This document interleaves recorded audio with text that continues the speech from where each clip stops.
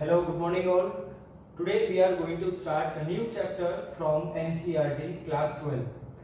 Chapter number 11, Dual Nature of Radiation and Matter. In this lecture we are going to discuss some basics of the chapter and the introduction of the chapter. अब इस chapter से हमारा modern physics start होता है और इस chapter से हमें बहुत ही इम्पोर्टेंट हिस्टोरिकल एक्सपेरिमेंट्स का नॉलेज आएगा बिकॉज जब सबसे पहले लाइट का नेचर डिसाइड हुआ था कि भाई लाइट वेव की तरह वेव नेचर की तरह फ्लो होती है, मतलब लाइट का मूवमेंट वेव की तरह होता है। सिमिलरली दूसरे साइंटिस्ट ने जब कॉर्पस्कुलर थियरी आई तब हमें पता चला कि कॉर्पस्कुलर थियरी में न्यूटन ने बताया था कि light travels in a straight line, मतलब उसके पास पार्टिकल नेचर भी है। तो लाइट का ड्यूअल नेचर, तो इस चैप्टर के अंदर हम वो सारे हिस्टोरिकल एक्सपेरिमेंट्स भी स्टडी करने वाले हैं जहाँ पे हमें पता चलेगा कि लाइट का ड्यूअल नेचर पॉसिबल है, मतलब लाइट एज अ वेव और एज अ पार्टिकल दोनों तरह से बिहेव कर सकती है। अब चैप्टर और इस लेक्चर का जो हमारा फ्लो रहेगा, सबसे पहले हम लोग इम्पोर्टेंट फिजिकल क्वांटिटीज जो इस चैप्टर के अंदर नहीं आएगी वो सारी फिजिकल क्वांटिटीज हम लोग स्टडी करेंगे और उसके बाद वन बाय वन हम लोग एक्सपेरिमेंट स्टार्ट करेंगे। सबसे पहले हम लोग हर्ट्ज एक्सपेरिमेंट और लिनार्ड एक्सपेरिमेंट स्टडी करेंगे और उसी के बेस पे हिस्टोरिकल और experimental setup for photo electric effect, और इसके अंदर बहुत सारे पैरामीटर्स हम लोग स्टडी करेंगे जहाँ पे फोटो इलेक्ट्रॉन्स और फोटो करंट कौन सी क्वांटिटीज पे डिपेंड करते हैं। तो ये सारे फ्लो वाइज हम लोग ये पूरा चैप्टर कंप्लीट करेंगे और साथ में इसी चैप्टर में बहुत सारे न्यूमेरिकल्स भी हैं, तो आपको सारे कंसेप्ट सारे डेरिवेशन प्रॉपर्ली समझने हैं। जो भी यहाँ पे तो इस चैप्टर में डेरिवेशन बहुत ही कम है, सिर्फ यहाँ पे थ्योरी दी है इस चैप्टर के अंदर, तो हम लोग थ्योरी जितने भी एक्सपेरिमेंटल सेटअप है हमारे प्रॉपर्ली उस सारे सेटअप को एक्सप्लेन करना है, समझना है आपको। सो सबसे पहले हमारा इस लेक्चर का जो फ्लो रहेगा, free electrons in metal then work function और उसका यूनिट एंड डायमेंशन फॉर्मूला। तो ये हमारा बेसिक फर्स्ट फिजिकल क्वांटिटी है वर्क फंक्शन। और सबसे इंपॉर्टेंट चीज फ्री इलेक्ट्रॉन्स इन मेटल। अब मेटल की एक प्रॉपर्टी जो हमें पता है, मेटल का मतलब कि मेटल के अंदर फ्री इलेक्ट्रॉन्स होते हैं जिसकी वजह से मेटल इलेक्ट्रिसिटी को कंडक्ट कर सकता है, which can allow electricity to pass. अब मेटल के पास ऐसी कौन सी प्रॉपर्टी होती है, ऐसे फ्री इलेक्ट्रॉन्स कहाँ पे होते हैं और फ्री इलेक्ट्रॉन का मतलब क्या है, तो ये सारी चीज हम लोग इस लेक्चर में स्टडी करने वाले हैं। सो अब जैसे फ्री इलेक्ट्रॉन्स मतलब कि सपोज हम लोग एक मेटल की सरफेस या फिर एक मेटल को कंसीडर करते हैं फॉर एग्जांपल। अब इस मेटल के अंदर जितने भी एटम्स हैं उस एटम की कैरेक्टरिस्टिक हमें पता है। फॉर एग्जांपल हमने एक मेटल के अंदर एक एटम को कंसीडर किया, सेंट्रल रीजन मतलब उसका न्यूक्लियस, न्यूक्लियस के अराउंड उसकी इलेक्ट्रॉन की ऑर्बिट्स। अब ये ऑर्बिट नंबर 1, ये सेकंड ऑर्बिट, ये थर्ड ऑर्बिट।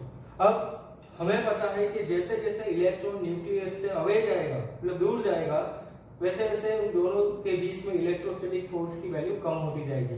मतलब यहाँ पे जो पॉजिटिवली चार्ज प्रोटॉन्स है उससे हम लोग अवे जाएंगे, तो यहाँ पे हमने एक इलेक्ट्रॉन को कंसीडर किया है और इस इलेक्ट्रॉन का इस सेंट्रल रीजन से डिस्टेंस ज्यादा होगा और हमें पता है formula F = K Q1 Q2 by R²। So F inversely proportional to R²। तो डिस्टेंस जितना इंक्रीज होगा उतना ही फोर्स डिक्रीज होगा। इसका मतलब इस इलेक्ट्रॉन को हम लोग बोलेंगे loosely bounded electron, loosely bounded electron. अब मेटल के अंदर इतने रीजन के अंदर जितने भी एटम्स होंगे सारे एटम के लिए ये फिक्स कैरेक्टरिस्टिक होती है कि उस एटम के आउटर मोस्ट ऑर्बिट के अंदर जो इलेक्ट्रॉन्स होते हैं हम उसको बोलेंगे लूजली बाउंडेड इलेक्ट्रॉन्स। अब सिमिलरली हमारे पास उसी लेटाइस में दूसरा एक एटम है जिसकी सेम कैरेक्टरिस्टिक है और जिसके लास्ट ऑर्बिट के अंदर वैसे ही हमारे पास फ्री इलेक्ट्रॉन्स मतलब ये लूजली बाउंडेड इलेक्ट्रॉन्स है। अब सपोज एक कंडीशन के अकॉर्डिंग इस मेटल सरफेस का हमने टेम्परेचर इंक्रीज किया, मतलब हमने बाहर से उसको कुछ हीट एनर्जी प्रोवाइड की। जैसे हीट एनर्जी हमने प्रोवाइड की तो ये इलेक्ट्रॉन जो होगा जो न्यूक्लियस से लूजली बाउंडेड है वो इलेक्ट्रॉन वहां से निकल सकता है, मतलब वो एटम से बाहर निकलेगा। जैसे वो इलेक्ट्रॉन बाहर निकलेगा वो उसका रिवॉल्यूशन होता है इस ऑर्बिट के अंदर, रिवॉल्व करते करते करते करते वो बाहर निकल के इस वाले इलेक्ट्रॉन के साथ कोलाइड करेगा, तो तो ये इलेक्ट्रॉन यहाँ पे आ जाएगा और यहाँ से ये वाला इलेक्ट्रॉन फ्री हो जाएगा।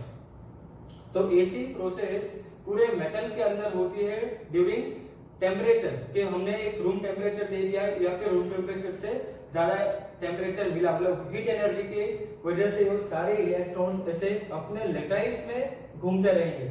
इसीलिए उस इलेक्ट्रॉन को हम लोग बोलेंगे फ्री इलेक्ट्रॉन्स, बिकॉज ये सारे इलेक्ट्रॉन्स फ्रीली पूरे लैटिस में रिवॉल्व या फिर घूम सकते हैं। सो यहाँ पे जो हमने लिखा है फ्री इलेक्ट्रॉन्स इन मेटल्स, तो इसका मतलब कि मेटल की ऐसी प्रॉपर्टी होती है कि मेटल के अंदर जितने भी इलेक्ट्रॉन्स होंगे और जितने भी आउटर मोस्ट इलेक्ट्रॉन्स होंगे वो सारे इलेक्ट्रॉन्स एक टेम्परेचर के ऊपर या फिर बाहर से जैसे हमने कोई एनर्जी दी, हीट एनर्जी, तो हीट एनर्जी की वजह से वो सारे इलेक्ट्रॉन्स अपने लैटिस में फ्रीली घूम सकते हैं, इसीलिए इसको बोला जाता है फ्री इलेक्ट्रॉन। तो ये फर्स्ट आपको कंसेप्ट पता होना चाहिए फ्री इलेक्ट्रॉन का। अब हमारी जो रिक्वायरमेंट है इस चैप्टर के लिए कि हमें इस इलेक्ट्रॉन को इस मेटल सरफेस से नॉकआउट करना है, मतलब उसको बाहर निकालना है। तो ये इलेक्ट्रॉन लैटिस से बाहर क्यों नहीं निकलता, ये भी एक चीज आपको समझनी है। सपोज यहाँ पे हमने एक हीट एनर्जी की वजह से इलेक्ट्रॉन को इस वाले एटम से फ्री किया, जैसे ये इलेक्ट्रॉन फ्री हुआ वो घूमते घूमते एक दूसरे इलेक्ट्रॉन दूसरे एटम की ऑर्बिट में घुस गया, यहाँ से एक इलेक्ट्रॉन वापस रिलीज हो गया, मतलब ये इलेक्ट्रॉन जो होगा वो पूरे लैटिस में घूमता रहेगा। अब सपोज हमने एक कंडीशन यहाँ पे सपोज की कि ये इलेक्ट्रॉन इस लैटिस से बाहर निकलेगा, तो हमें पता है कि मेटल के अंदर टोटल चार्ज नेट चार्ज कितना होगा, 0, बिकॉज जितने पॉजिटिव पार्टिकल्स है उतने ही इलेक्ट्रॉन्स उस एटम की ऑर्बिट में रिवॉल्व करेंगे। तो जैसे यहाँ से एक इलेक्ट्रॉन बाहर निकलेगा तो ये पूरा लैटिस, ये पूरी सरफेस हमारी पॉजिटिवली चार्ज हो जाएगी, और जैसे ये पॉजिटिवली चार्ज होगी तो ये इलेक्ट्रॉन जो बाहर निकलना चाहता है, जो मेटल सरफेस से जस्ट बाहर निकला, उसको वापस अट्रैक्ट करेगा और वो इलेक्ट्रॉन वापस अंदर आ जाएगा। तो यही एक रीजन है जिसकी वजह से कोई भी इलेक्ट्रॉन लैटिस से बाहर नहीं निकल सकता, बिकॉज हमारे पास ये दूसरा कंसेप्ट है पोटेंशियल एनर्जी का। जैसे हमारे पास ये दो चार्ज पार्टिकल है Q1 Q2, दोनों के बीच का डिस्टेंस होगा स्मॉल r, तो इन दोनों पार्टिकल के लिए पोटेंशियल एनर्जी क्या हो जाएगी, K Q1 Q2 by r। तो जैसे ये इलेक्ट्रॉन यहाँ से बाहर निकलेगा तो ये दोनों पार्टिकल, मतलब ये जो पॉजिटिवली चार्ज हमारा लैटिस बनेगा, उस लैटिस और इस इलेक्ट्रॉन के बीच में एक पोटेंशियल एनर्जी होगी, जिस एनर्जी की वजह से ये इलेक्ट्रॉन लैटिस से बाहर नहीं जा सकता, वो एनर्जी की वजह से वो इलेक्ट्रॉन वापस अंदर ही आ जाएगा। तो हमारी रिक्वायरमेंट ऐसी होगी कि इस इलेक्ट्रॉन को हमें एस्केप, हमारी रिक्वायरमेंट ऐसी रहे कि हमारे पास जो ये लैटिस की जो एनर्जी है इससे ज्यादा एनर्जी मिल जाएगी, तो वो इलेक्ट्रॉन उस मेटल सरफेस से नॉकआउट हो जाएगा। तो सेम कंसेप्ट हमने 11th स्टैंडर्ड में ग्रेविटेशन में भी स्टडी किया था। फॉर एग्जांपल हमारे पास जो ऑब्जेक्ट है उस ऑब्जेक्ट को हमें ग्रेविटेशनल फील्ड से बाहर निकालना है, मतलब एस्केप करना है उस ग्रेविटेशनल फील्ड से, तो हम एक वेलोसिटी के साथ उस ऑब्जेक्ट को थ्रो करेंगे अपवर्ड डायरेक्शन में कि वो ऑब्जेक्ट अर्थ के ग्रेविटेशनल फील्ड से बाहर निकल जाएगा, वो एस्केप कर जाएगा। इसीलिए हमने कंसेप्ट स्टडी किया था 11th स्टैंडर्ड के अंदर, एस्केप वेलोसिटी। सो सेम चीज यहाँ पे भी होगी कि यहाँ पे इलेक्ट्रॉन के पास और इस लैटिस के पास एक इनिशियल एनर्जी है, अगर हम उस एनर्जी से ज्यादा एनर्जी दे पाएंगे तो वो इलेक्ट्रॉन उस लैटिस से बाहर निकल जाएगा। और सेम कंसेप्ट हम 12th चैप्टर में 12th स्टैंडर्ड के एटम्स में भी स्टडी करेंगे। जब इलेक्ट्रॉन को नॉकआउट करना होगा, अनबाउंड करना होगा, तो कितनी एनर्जी हमें देनी होगी। तो ये सारी चीज हम लोग स्टडी भी करने वाले हैं, और ऑलरेडी ग्रेविटेशन में हमने ये कंसेप्ट देखा है कि कभी भी कोई ऑब्जेक्ट को एस्केप करना होगा तो हमें एक एनर्जी के साथ उसको बाहर थ्रो करना पड़ेगा, तो वो एनर्जी के साथ वो ऑब्जेक्ट अर्थ के ग्रेविटेशनल फील्ड को नॉकआउट कर जाएगा। तो सेम चीज यहाँ पे है, जैसे हमारे पास ये इलेक्ट्रॉन, जैसे हमने सोचा एक कंडीशन सपोज की कि ये इलेक्ट्रॉन जस्ट बाहर निकला तो तुरंत ही ये पॉजिटिवली लैटिस ने उसको वापस अट्रैक्ट करके अंदर बुला लिया, तो वो इलेक्ट्रॉन वापस बाहर नहीं जा सकता। तो हमारी जो कंडीशन है, जो हमारी जो रिक्वायरमेंट है, हम चाहते हैं कि ये इलेक्ट्रॉन परमानेंटली बाहर निकल जाए। तो इसीलिए एनर्जी की हमारे पास रिक्वायरमेंट होगी कि उतनी एनर्जी जब भी मिलेगी तभी वो इलेक्ट्रॉन उस लैटिस से बाहर निकल सकता है, उस मेटल सरफेस से बाहर निकल सकता है। तो उसी मिनिमम एनर्जी को हम लोग बोलेंगे वर्क फंक्शन। सो चैप्टर का फर्स्ट फिजिकल क्वांटिटी होगा वर्क फंक्शन। अब वर्क फंक्शन का मतलब क्या होगा कि हमें इस इलेक्ट्रॉन के ऊपर ऐसा वर्क करना पड़ेगा कि जिसकी वजह से वो इलेक्ट्रॉन इस सरफेस से बाहर निकल पाए। तो इसीलिए हमने उसको वर्क डन मतलब एनर्जी हो गई, इसीलिए हमने उस एनर्जी का, उस मिनिमम एनर्जी का नाम रखा है work function. So minimum energy required to knock out an electron from any metal surface is known as work function. तो ये वर्क फंक्शन का कंसेप्ट हमें यहाँ से पता चलेगा जब हमें पता होगा कि फ्री इलेक्ट्रॉन क्या होता है। फ्री इलेक्ट्रॉन होती है मेटल। तो किसी भी मेटल के अंदर फ्री इलेक्ट्रॉन होता है जो फ्री सिर्फ अपने लेटाइस के लिए होता है, सिर्फ अपने लेटिस के अंदर ही वो घूम सकता है। अगर हम चाहते हैं कि उस इलेक्ट्रॉन को उस लेटिस से बाहर निकालना है तो बाहर निकालने के लिए हमें उसके लिए एक मिनिमम एनर्जी चाहिए। उस मिनिमम एनर्जी के बाद वो इलेक्ट्रॉन उस सरफेस को नॉकआउट कर सकता है। तो उसी मिनिमम एनर्जी को हमने नाम दिया है वर्क फंक्शन। अब जैसे ये वर्क फंक्शन मतलब एनर्जी है एक टाइप की, तो इसीलिए इसका यूनिट हो जाएगा जूल और उसका डायमेंशनल फार्मूला हो जाएगा m1n2t-2। और इस चैप्टर में हम लोग जो ये यूनिट यूज करने वाले हैं वो होगा electron volt. 1 eV is equal to 1.6 × 10⁻90 joule. तो ये यूनिट हम लोग इस चैप्टर के अंदर यूज करने वाले हैं वर्क फंक्शन के लिए। अब सेकेंड इंपॉर्टेंट पॉइंट आएगा कि वर्क फंक्शन कौन सी क्वांटिटी पे डिपेंड करता है, कौन सी कंडीशन के ऊपर डिपेंड करेगा। सारे मेटल के लिए ये कंडीशन फुलफिल होगी या फिर सारे मेटल के लिए एक ही वर्क फंक्शन होगा? तो आंसर है नो। वर्क फंक्शन डिपेंड करेगा मेटल के सरफेस के ऊपर, मेटल के टाइप के ऊपर, उस मेटल के ऊपर डिपेंड करेगा। मतलब अलग अलग मेटल के लिए वर्क फंक्शन डिफरेंट होगा और उस सरफेस की क्या इनिशियल कंडीशन है उसके ऊपर भी डिपेंड करेगा। सो ये सबसे इंपॉर्टेंट पॉइंट है वर्क फंक्शन के लिए। Work function depends on metal and the condition of metallic surface. Surface की क्या कंडीशन होगी, तो ये दोनों पैरामीटर्स के ऊपर वर्क फंक्शन डिपेंड करेगा। सो इनिशियली ये दोनों कंसेप्ट हमारे चैप्टर के लिए इंपॉर्टेंट है। अब इसके बाद हम लोग स्टार्ट करेंगे इलेक्ट्रॉन एमिशन। इलेक्ट्रॉन एमिशन इसी कंसेप्ट के ऊपर से आपको पता चलेगा इलेक्ट्रॉन एमिशन का मतलब क्या होगा कि इलेक्ट्रॉन का एमिशन होना, इलेक्ट्रॉन किसी सरफेस से एमिट होना। तो इलेक्ट्रॉन कौन सी सरफेस से एमिट हो सकते हैं और कौन सी मेथड से हम लोग ये करना चाहते हैं। तो इस चैप्टर में हमने ये 3 मेथड को स्टडी करना है। इसमें से ये जो लास्ट वाली मेथड है ये पूरे चैप्टर में हम लोग डीपली स्टडी करने वाले हैं। बाकी का आपको नाम और उसका बेसिक कंसेप्ट पता होना चाहिए। अब इलेक्ट्रॉन एमिशन के अंदर हमें इलेक्ट्रॉन को किसी सरफेस से एमिट करना है। सो फर्स्ट जो मेथड रहेगी हमारी थर्मी आयोनिक एमिशन। नाम से पता चलेगा आपको थर्मी आयोनिक मतलब थर्मल, मतलब हमें बाहर से हीट एनर्जी प्रोवाइड करनी है। मतलब किसी मेटल सरफेस को हम ऐसा टेम्परेचर, ऐसी हीट एनर्जी दे दें बाहर से कि वो इलेक्ट्रॉन की एनर्जी उसकी उस मेटल सरफेस के वर्क फंक्शन से ज्यादा हो जाए। मतलब वर्क फंक्शन तो हर एक मेटल के लिए आएगा और ये वर्क फंक्शन मतलब मिनिमम एनर्जी। सपोज इलेक्ट्रॉन के पास इनिशियली 1.1 eV जितनी एनर्जी है, अगर हम उस इलेक्ट्रॉन को किसी मेटल सरफेस से बाहर निकलना चाहेंगे तो हमें बाहर से हीट एनर्जी देनी पड़ेगी थर्मी आयोनिक एमिशन के लिए, और वो हीट एनर्जी की वैल्यू 1.1 eV से ज्यादा होनी चाहिए।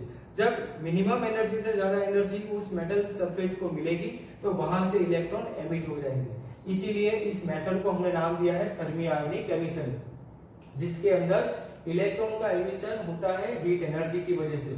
इसीलिए उस इलेक्ट्रॉन को नाम दिया है थर्मी आयोन्स, थर्मियॉन्स आप बोल सकते हो। So due to thermal energy वो इलेक्ट्रॉन का एमिशन होता है मेटालिक सरफेस से। Second one field emission. अब फील्ड एमिशन नाम से पता चलेगा इलेक्ट्रिक फील्ड या मैग्नेटिक फील्ड हम लोग बाहर से प्रोवाइड करेंगे उस मेटालिक सरफेस को, और उस फील्ड की वजह से वो इलेक्ट्रॉन वहां से नॉकआउट हो जाएगा। स्पेशली हम लोग फील्ड एमिशन की बात करेंगे तो जहां पे हमें 2 प्लेट के बीच में हम कोई मेटल सरफेस को रखेंगे, एक प्लेट रहेगी पॉजिटिव और एक प्लेट रहेगी नेगेटिव। तो यहां से हमें पता चलेगा इलेक्ट्रिक फील्ड की डायरेक्शन +2 - अब इस दोनों प्लेट के बीच में स्ट्रॉन्ग इलेक्ट्रिक फील्ड होगी। उसी इलेक्ट्रिक फील्ड की वजह से उस मेटालिक सरफेस से इलेक्ट्रॉन एमिट होगा, इसीलिए इसको नाम दिया है फील्ड एमिशन। बट इसके लिए कितनी इलेक्ट्रिक फील्ड, मतलब इलेक्ट्रिक फील्ड का मैग्नीट्यूड कितना होना चाहिए। सो इलेक्ट्रिक फील्ड का मैग्नीट्यूड, उसका रेंज कितना है 10⁻³ to 10⁸ वोल्ट पर मीटर। इतनी स्ट्रॉन्ग इलेक्ट्रिक फील्ड अगर हम जनरेट करते हैं तो वहां से इलेक्ट्रॉन एमिट हो सकते हैं, उस मेटल सरफेस से इलेक्ट्रॉन एमिट हो सकते हैं। इसलिए सेकंड हमारी जो मेथड रहेगी वो field emission, due to electric field हम लोग इलेक्ट्रॉन का एमिशन कर सकते हैं। और थर्ड सबसे इंपॉर्टेंट मेथड रहेगी फोटो इलेक्ट्रिक एमिशन। फोटो मतलब लाइट। तो हमें किसी मेटालिक सरफेस के ऊपर ऐसा रेडिएशन इंसिडेंट करना है कि उस मेटालिक सरफेस से इलेक्ट्रॉन नॉकआउट हो सके। तो इसका मतलब कि हमारे पास जो ये मेटालिक सरफेस है इसके ऊपर हम लोग अलग अलग फ्रीक्वेंसी की लाइट एमिट करना चाहते हैं, इसके ऊपर इंसिडेंट करना चाहते हैं। अगर इस सरफेस के ऊपर हमने डिफरेंट फ्रीक्वेंसी की लाइट इंसिडेंट की और अगर उस लाइट की एनर्जी इस इलेक्ट्रॉन की जो एनर्जी रहेगी उससे ज्यादा होगी तो वो उस इलेक्ट्रॉन को नॉकआउट कर सकता है। बट आपको ये कंडीशन याद रखनी है, आपके पास जो फोटो इलेक्ट्रिक मतलब आपके पास जो रेडिएशन होगा जो आप इंसिडेंट करने वाले हो उसकी एनर्जी उस मेटालिक सरफेस के वर्क फंक्शन से ज्यादा होना चाहिए, तभी वो इलेक्ट्रॉन वहां से नॉकआउट कर सकता है।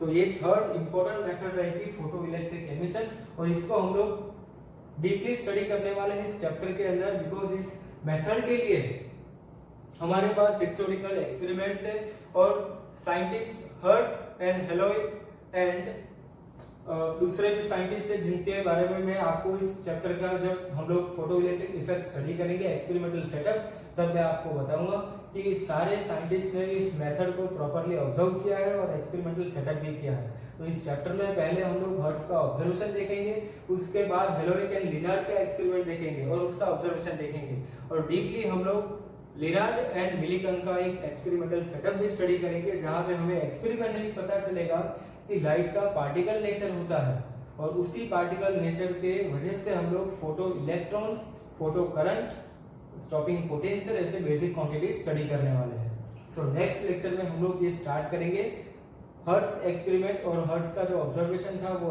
ऑब्जर्वेशन स्टार्ट करेंगे और उसके बाद हेलोरिक एंड लिनार्ड का ऑब्जर्वेशन देखेंगे, उसके बाद हम लोग एक्सपेरिमेंटल सेटअप स्टार्ट करेंगे।